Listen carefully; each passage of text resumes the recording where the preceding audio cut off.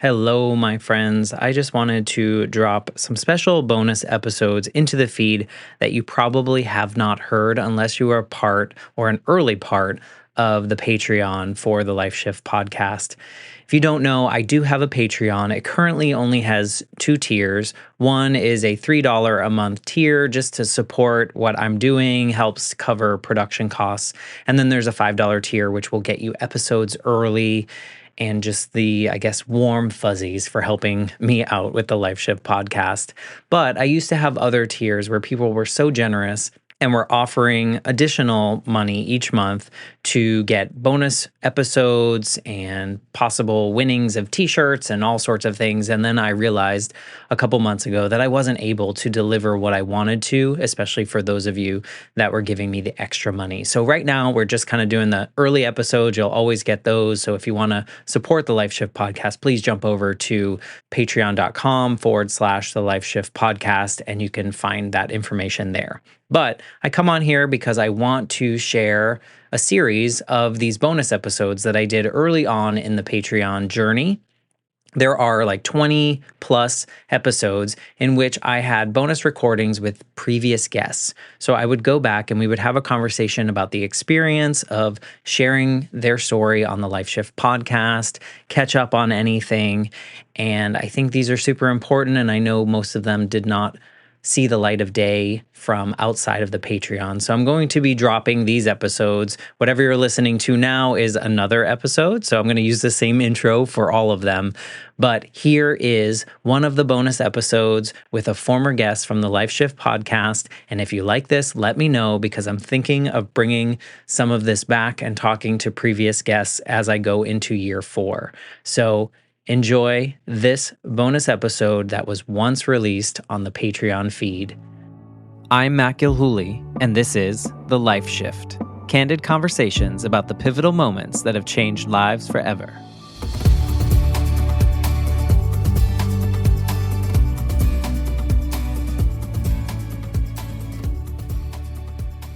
I am here with my former guest, Heidi. Hey, Heidi. Hey. And you're also my former instructor. Yes. And it's your fault that the podcast exists. It is my fault. Yay. We were just reminiscing about the class and we were talking a little bit about podcasting and how there are different rules for every podcast. And so, it's interesting to have a class. I'm so thankful, just before we get into your story, I'm so thankful that I opted to take the art of podcasting because it was, it was an elective and it scared me. Yeah, I remember. And I was like, and then when we got into it, I was like, well, why would I do this for like fake? Why wouldn't I do this for real? Do you know if there were any other people? How many students in your classes have like launched officially? There have been a lot that said they were going to, and I always like comment on like their last discussion post, like, tell me where to find it when you do launch it. And you're the only person who actually has told me. So I don't know, maybe they have and they just like don't care if I know about it or not, and some people have come into the class who already have a podcast, but they kind of just like did it themselves and they want a little bit more like structure and they want to like figure it out a little bit more and have like more consistent branding. So they'll do that. But like, I'm pretty sure you're the biggest success story from the class. I don't know about success, but I feel like this is the best journey that I've been on. And if I get nothing else from the degree program, I'm so happy that I stumbled into it because I didn't know how much I needed this. It just felt like, I don't know, before you get into a space like this, and especially with the Life Shift, it's, obviously I'm dealing with very personal conversations with people, but you kind of look at podcasting from an outsider's perspective as like performative, like, oh, that person just wants to be heard. Yeah. But then when you're in it, it's a completely different vibe. And you kind of just like, it's something you just can't understand until you do it. Yeah. Yeah. Well, and I think that also means that you've understood it. I do still have like a lot of students who think that they can just get away with like sitting down with a friend and talking about nothing for 45 minutes. And no matter how much I'm like, listen, nobody wants to hear you talk about nothing unless you're a celebrity or an influencer. They just, they don't want to Exactly. hear it. Yeah. I tell people that all the time that want to start podcasts. I'm like, the best thing I did was be forced to go through the process, to go through the pre-launch process. Even still, like considering target audience personas in my head. It's funny because I look at what I did in our class, and then I'll look at like the Apple statistics or like the analytics. Yeah. And that's my persona. Like, I love it. It's the person. And, and I think a lot of people don't go into any project with or a lot of people don't go into, it's too much work to do the prep. Let's just get started and then we'll figure it out as we go. But I think there was so much benefit in just kind of taking it piece by piece and then, launching it. So thank you for that experience. Thank you for not shutting down this idea and, encouraging me to do it, because it truly is one of the most fulfilling things that I've ever done. So thank you. Yeah, of course. I'm glad. And you were a part of it. So thank you for that as well. You were episode 19. And before we started recording, at this moment in time, I have 86 episodes recorded. So a lot has happened with the Life Shift podcast since we recorded your episode in June. And that was just like a year ago. June 2022. And then your episode came out in July of 2022. And so your episode was really about your journey to sobriety and kind of those last moments leading up to when you were just like, no more, I'm done. I know you've probably shared this story publicly with a lot of people. Was there any, through our conversation, was there any feelings that you had after you kind of let it out in this, here's my former students podcast that I'm about to put out there into the world? So it's interesting because we recorded that at we recorded it right before I told my now ex-husband I wanted to get a divorce, and it released right after. And shortly after that, we both already had new partners. And I remember my new partner went and listened to our episode and was like, I feel really awkward about you thanking your husband and this and that. And I'm like, yeah, but that was 10 years, that was 10 years ago. And you can still be grateful to somebody for what they meant in your life at that point. And, I'm still grateful to him for helping me find sobriety, but it doesn't necessarily mean that it's working today. Right. So it was at a very pivotal time. And I think having the conversation made me also realize that I did that. Right? I can get through anything, divorce, job loss, you name whatever's happened since then. And if you can get through it without drinking, you can get through anything. Yeah. And yours was so interesting to me because I think a lot of people have this long circuitous route to finding that last drink. And yours felt very, in your story, felt very abrupt. If that's a good word. Yeah, they call it a high bottom. I mean, good for you. Yeah. I mean, I think I get uncomfortable with things a lot sooner than other people. With my divorce, right? I was like, this needs to end. It's not working for me. And my now ex-husband was like, well, let's work it out. Let's figure, and I was like, no, you don't understand. If we try to keep at this, and it doesn't work out, I'm going to resent you even more. And we're going to be like those two parents. We had just gone to a friend's wedding where his parents wouldn't even speak to each other at the wedding. And so he couldn't even walk down the aisle with both of them like he kind of wanted to. And he couldn't even have them at the same table. And so I was like, I don't want to be those parents for our son. We have to end this now while things are still amicable. And we're at that place. So I do have a history of making big changes when I'm slightly uncomfortable as opposed to very uncomfortable. There's something to be said for that because you just said that you just passed the 10-year mark, right? Yeah. July 15th was 10 years sober for me. Yeah. Congratulations. I remember, we released it. And this has been a very weird experience that I've had more than 10 times now in the episodes that I've released when I send someone like, hey, this is going to be when your episode is coming out, they're always like, well, not always, but in these instances, like yours was right around your 9th anniversary Yes. of that, super random. The one that came out this week was the day after their birthday. Like Wow. all these Yay. events have like, I don't know, serendipity playing role in the release of these episodes. It's so weird, but congratulations on your 10 years of sober living. Yes. Very exciting. Did that milestone hit you in any different way? Because I sometimes think in society, we think 10, ooh, it's big.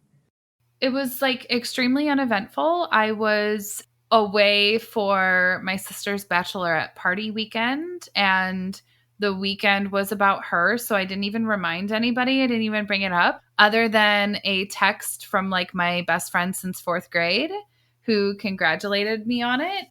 I didn't put it out there. I didn't talk about it. So nobody even really, it kind of went, the day went on quietly, and it was kind of nice to like reflect back on that and realize that like, this is where I am now. I'm just a person who doesn't drink. Like, this isn't even a big deal, It's not something that we need to like put another line in the sand so that everyone can see it. See, I made it another one. Right. Yeah. Yeah. Like years 1 and 2, those were the big deals, right? Like, but even still, someone like you that you said, you had this high bottom of, you were done.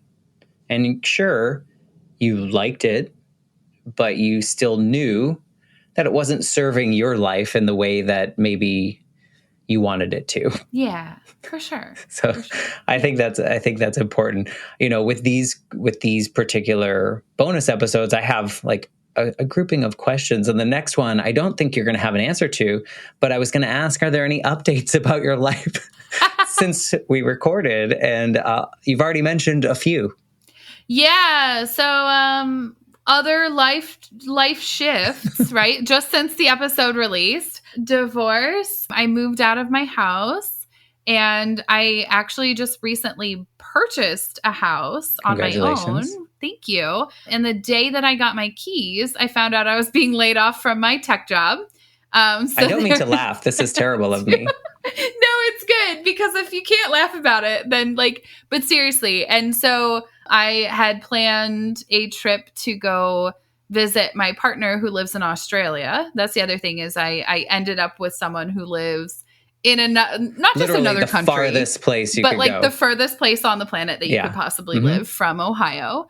And so like I went to meet him and his kids in February, and that was great and wonderful. And I was planning to go back this summer with my kid, and so that everybody could meet. And then I had to cancel the trip because I got laid off and I needed the money, obviously. So, but then he had a lot of personal stuff going on, like anything you can imagine as well. So it's just been, one thing after another. And then I get laid off from my job, and a week later, my son gives me strep throat, and on the way home from urgent care, my check engine light is coming on. So it's just, it's just the piling of stuff right now. That's a bit intense, but it's not my first time being laid off, so it'll be fine. I mean, I think so as well. And like you said, that if you can get through this and you can get through all these events without drinking and without kind of resorting back to a long time ago version of you, yes, you'll be okay. Yeah. And I always see like your posts on LinkedIn, and you're very positive in that sense. Is that something that you've always kind of been more on the lighter, more positive, look at the bright side kind of feeling, or is that more of a LinkedIn thing? I feel it's definitely not a LinkedIn thing. I think it's more of like a me getting older thing, because, I was just talking with my life coach yesterday, and she was like, I'm really proud of you. Like, you're doing really well. You're really optimistic and happy. And I was joking with my partner. I'm like, I don't know if maybe I'm on the verge of a nervous breakdown, or I'm just old enough where I'm just largely unfazed by these things at this point, because it's just life. Right. And, when I first was laid off at the beginning of COVID, it was devastating. And it was, the worst thing that had ever happened to me. But my podcast came out of that. and would never have happened if I didn't get laid off. So, I'm able to now see in hindsight that like being laid off doesn't necessarily mean that, you're going to have to live in a van down by the river. It can mean, which could be cool. Which, yeah, I mean, if that's your thing, if you're into the tiny houses, go for it. But, like it's, it can be a good thing. It can be like, for me, it's a forced period of rest because I was on the verge of burnout anyway. So I'm being forced to like take a step back and reflect and relax and things like that. But I will say there was like a period of 2 days there where I was like super, super depressed and was like really, of course, right? Like where I was like, how am I going to pay for this new house? Like I couldn't even stand to be in it. Like I kept going back to my old apartment and I wouldn't even set foot in the new house because I was just so angry and upset. And there was like a couple of flashes where I was like, how do I get rid of this feeling of desperation right now? And I was like, well, I could drink.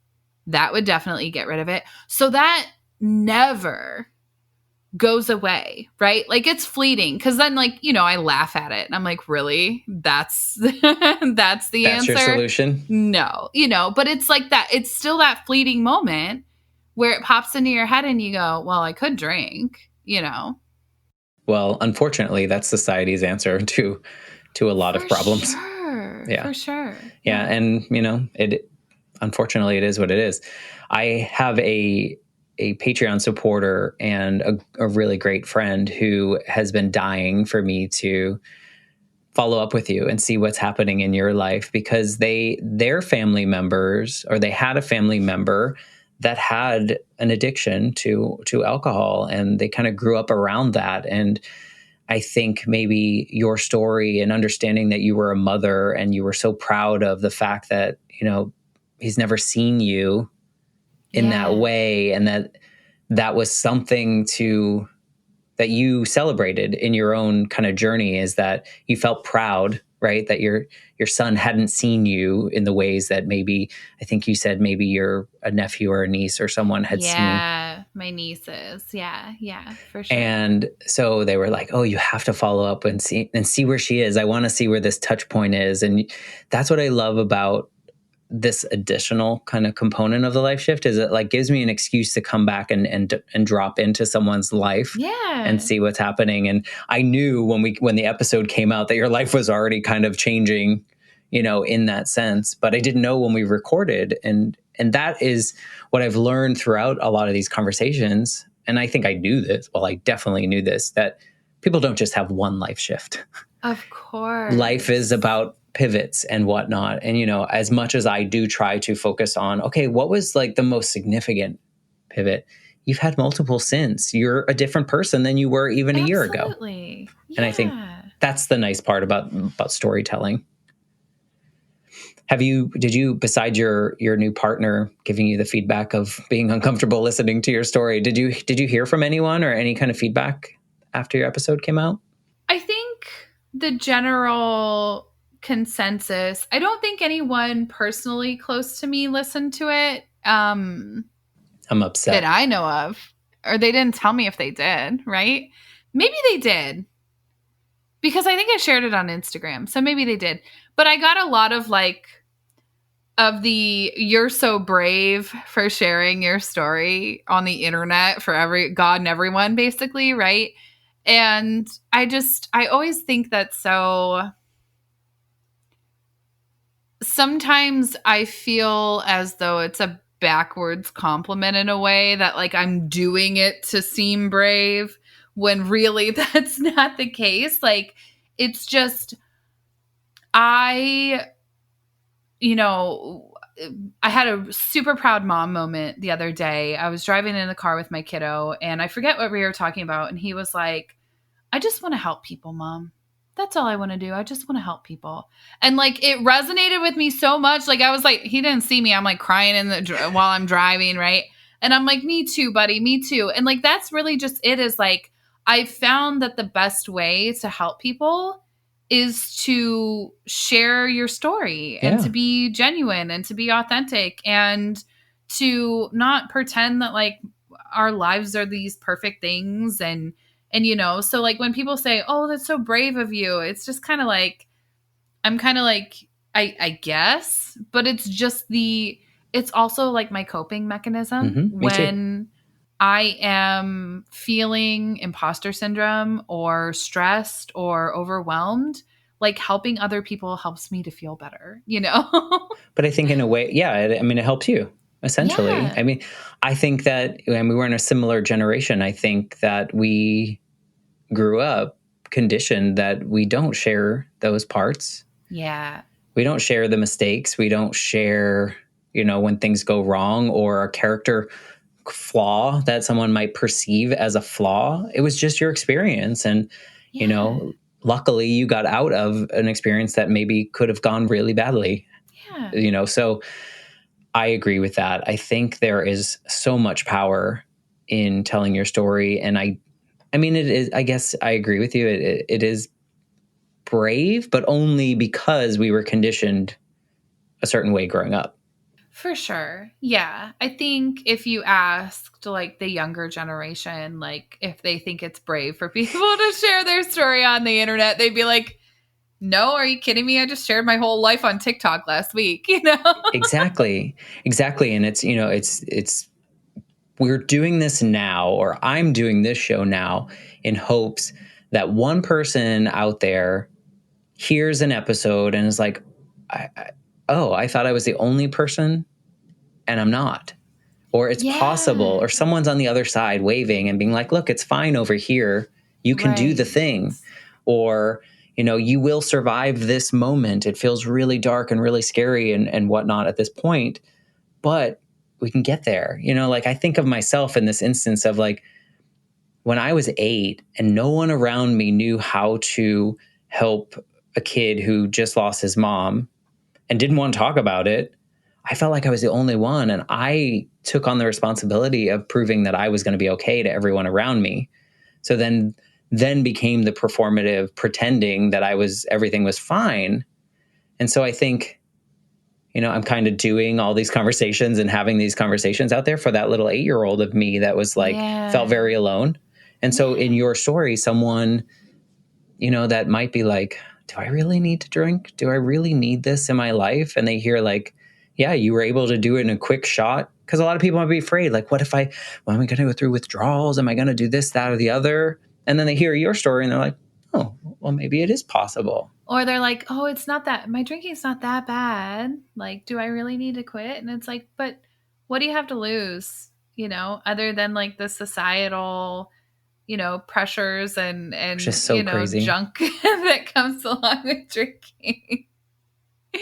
When you listen to I know you have a podcast that's all about learning and development, and you talk to other experts, and you have your solo episodes, which I assume you record the night before when you feel like you had to release an episode. What other kind of podcasts do you listen to? I don't do so. You don't listen to podcasts? I don't listen. No, I really don't, because I have so many student podcasts to listen to throughout my semester that I'm usually just listening to those projects. And it's also been like COVID was the podcast killer for me because my commutes were where I listened to podcasts mostly. So now it'll be like I'll catch a quick like 2x while I'm like cleaning or something. But typically it's mostly just like people I know who have podcasts, like yours or my friend Clea just started a podcast. And so I'm just like listening to like random episodes to try and be a good friend. Help us with those numbers. Yeah. You know, I understand that. There's so many. I feel like now the more that I get in this space, the more people I meet, you know, because with another friend, we created this little like virtual community. We have little mixers every 2 weeks and we all get on Zoom and talk about our experiences and give each other, you know, ideas and whatnot as it relates. And so then my queue gets really large and then I feel like I'm behind and then I feel really pressured to listen. So maybe you're onto something. Yeah, I just leave like the like new episode dot on the Google podcast. It's just on all of the. You're the only one that uses Google Podcast. I know I am. By the way. They don't so even true. I show it don't in use search Spotify. anymore. I don't. Yeah, I know. Yeah. I use something other than the regular ones, but I was wondering if like any kind of stories particularly do you gravitate to in maybe even in learning and development? Are there certain types of stories that you prefer to hear or that you connect with more? Or is it more like instructional, more No, foundational? I think the stories, period, right? Like the how is this person doing this thing? Like I guess you in L&D you would call them like use cases, right? Maybe of like what is this person doing for their solution, or like what is I did catch like maybe 60 or 70% of the episode that you just dropped today, because I saw the clip on LinkedIn and I was like, oh, Jenny, we could talk. We could have some serious conversations about right where I was about this time last year. Yeah. Well, I won't give you the end away, but it's a good ending. She has a good ending. So, Yeah, so do and I. So do and I. it's So similar to yours. Actually, yeah. it's her new part. She just moved to Scotland, so there's that. So So it's even more. Oh my gosh. Yeah, I didn't get to that part. I know, like, I got to the part where she was like, could have been a road in Scotland. I was like, this must be foreshadowing, but I'm not sure what yet. But yeah, no, that's, yeah. I love the story. Like, I like you, maybe not as you like me? Thank much. you. I like you. Maybe not as much. Maybe not as much as you are, but I, like you, am a story collector. And I love to just like, and I gravitate towards those as people too. Like my partner, like, loves to collect people's stories. Like he can't get enough of like talking to people and random strangers and like reading like just stories about people's lives, and like we're both, I think that's something that like connects us, is that we're both like big story collectors. Well, and I think I feel like people in our generation that are kind of like opening their eyes in the last 5-10 years are like, oh, like we need to start sharing those. Like I said before, we need to start sharing the real parts of us and just being, I hate the word authentic, but just being like real people. Yeah, because for so long absolutely. it was like, guys, I got into this college.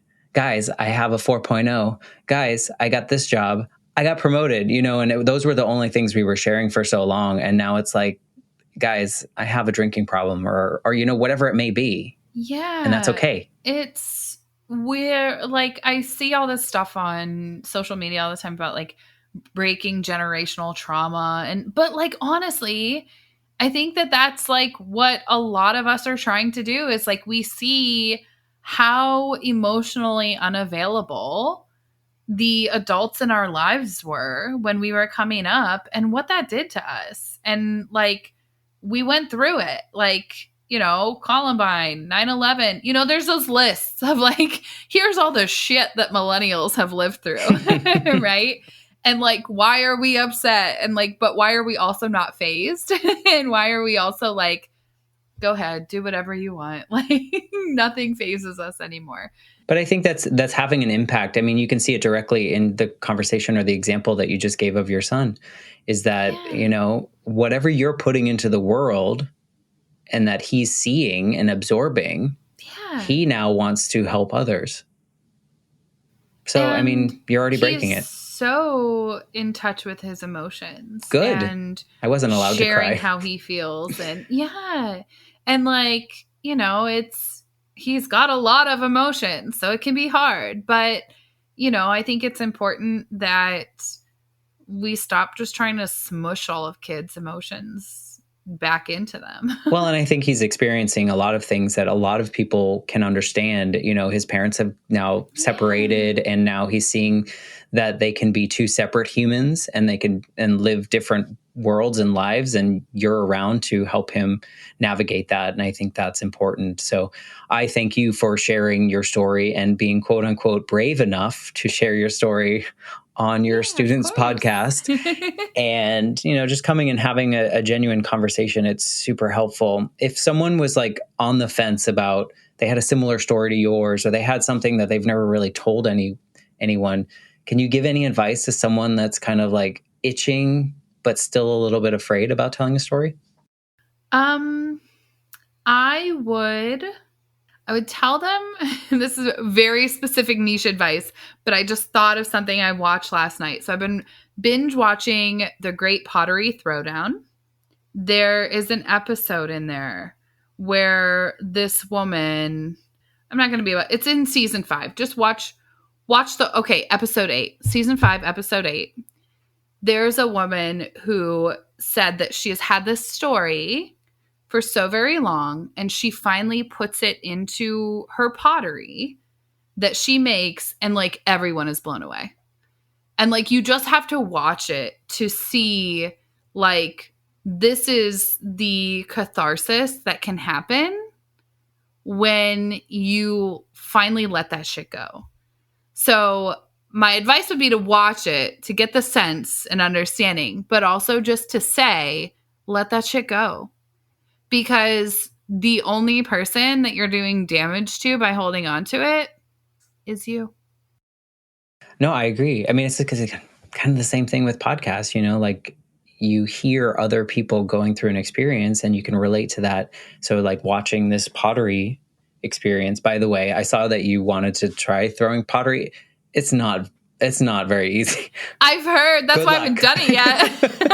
I did it in Colorado for a couple months and I made some really thick pots, Nice. You know, but I'm gonna have to try it. It's a good experience. It's something, but you will fail most likely many times before you do it. And I think that's a good experience in itself to learn, you know, eventually you can get it. So thank you for that advice. Thank you for letting shit go. Thank you for letting shit go on the podcast and on the Patreon feed. And I just appreciate you and the fact that our paths crossed little over a year ago. Yeah, thanks for having me. Thank you.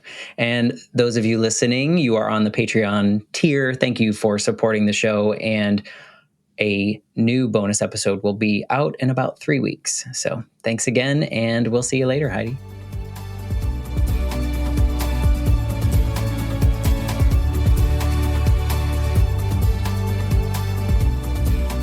For more information, please visit www.thelifeshiftpodcast.com.